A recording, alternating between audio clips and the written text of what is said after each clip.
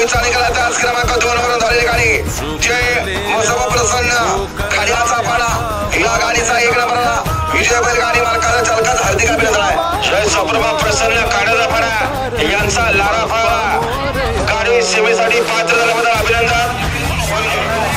जय सप्रभा प्रसन्न खाड्याचा पाडा यांचा लारा अभिनंदन. संतोष शेठ खाडे खाण्याचा पडा लारा बैलाच्या मालक लारा सोबत पळाला.